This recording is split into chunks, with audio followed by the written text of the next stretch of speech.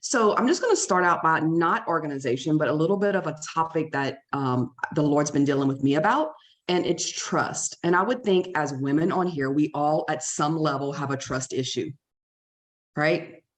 And so I've been doing this little devotion every morning on trust. And the last day of this devotion, this story came up that honestly, I've been in ministry my entire life, read this story 1,000 times, never saw this, but it's in Luke 5. And there's a story about some fishermen, and they had been fishing all night and didn't catch anything. And when Jesus comes up, he finds them washing their nets. That was so interesting to me because it wasn't even actually part of the devotion, but it caught me. I was like, if I had been fishing all night and didn't catch anything, I would be home, probably pouting, a little bit feeling sorry for myself, looking for a new profession, right? Like, I'm just like, I'm done. I'm over this. I'm tired. I'm exhausted. Yet they were washing their nets. And that was very symbolic of a couple of things: preparedness, perseverance, purposefulness, consistency, faithfulness, and just being good stewards. The fishermen were doing the hard, thankless work that happens behind the scenes, which precedes all good success, guys. So they're doing it even when there was no immediate reward. They were preparing to go out again. And I think when I think back of like 2022 and whatever that meant for you, whether in your business, whatever you're doing, if you're doing the coaching or whatever you're doing, like if you look back on that and say, I'm just tired. Maybe this health coaching is not for me. Maybe I shouldn't be doing this. Maybe all those things that we talk about that, are just not even from God, right? Because he told us to do it, right? He gave us the gift. Some of you need to get back to washing your nets and stop being worried about what I didn't catch last night, right?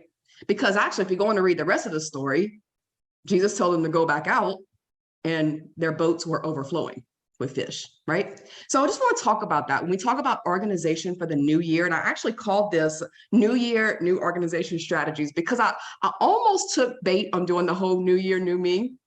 And as I was typing that, the beginning of this January, last of December, this is what came out: New Year, same me, but always striving to be better. That's what came out. I meant to type New Year, New Me, and what came out was New Year, same me, but wanting to be better. Because that's the truth, right? Which will end up being new me. So there are things we need to do, but I want all of your boats to be full of fish. But I think some of us are missing the washing the nets. Some of us are missing the little bitty parts that are so mundane, but causes great success. So let's just talk about that a little bit, okay? I put this: the daily routines of disciplined hard work, the symbolic act of washing the nets, really matter to God and to your business. And honestly, they're just good for you. It's just good for you to do the stuff, right? Do the things. We must prepare for what we want and stop living on a wing and a prayer. If they come to me, then I'll coach them. Seriously, the fish ain't jumping in the boat, baby. Like, you need to wash the nets and get your behind out there, right? So this is the truth. Some of us say, I'm too busy to wash the nets. I'm too busy to do the stuff. I'm too busy for conversations. I'm too busy to inspire hope in somebody. I'm too busy to go live. I'm too busy, whatever the stuff is, right? And honestly, guys, it's an excuse. Too busy is an excuse. I just thought about this because I just made a couple years ago, I just made this statement that I'm never going to say I'm too busy. That's just an excuse. Because if the creator of the universe gave us 24 hours in the day, he knew that would be enough time to not be too busy. And we all got the same time. Like, nobody's more special. Nobody gets more time because they're really good. We all have the same time. The problem is somebody said this earlier, we just show up and we look unprofessional because we're always too busy and frazzled. When we have the time, make the time. So I'm encouraging you today on this very first CEO of the new year let's start washing the nets. Let's start doing this stuff. So what does that look like? So let's start off the new year, not looking back on last year and getting discouraged about where we were, what happened, how many fish did not get in the boat, right? But let's prepare. Let's persevere. Let's have purpose. Let's be consistent. Let's be faithful, and let's be good stewards. So yeah, but how? Okay. Now we're going to talk about the organization part, right? Guys, there's so many things that we can do. I'm gonna touch on this because I think this is the thing, the whole too busy thing. So I've said this plenty of times before, like, guys, if you are too busy, that means you're not in charge of your time. Your time is in charge of you. You are the boss of your time. So if you're not telling your time what to do, your time is telling you what to do. So before it became a habit for me, now it's a habit. But before it became a habit for me, I literally thought about this one day. I thought, if I was working for someone else and creating wealth for them, which I decided I wasn't going to, I was going to create wealth for myself and my family. But if I was, they would tell me what time to come to work. They would tell me how much I'm worth. They would tell me what I'm going to do at work. They were going to tell me when I could take off and go on vacation. They were going to tell me if I could take off if my kid was sick, right? They were going to all the stuff. So why can't I do that for myself? So I started telling myself, okay, here's what needs to get done today. So I created, this is an old one I just printed out for visual, but I created this timesheet every day. So I would say, okay, on Mondays, I want to get up and walk. Because if I don't get my exercise in, for me at the beginning of the day, it gets put off, right? I'm gonna do it later, I'm gonna do it later, I'm gonna do it later. For me, I just have to get up and do it. So I just put that in there. I put it on a time thing, right? And then I made sure I stuck to my time thing.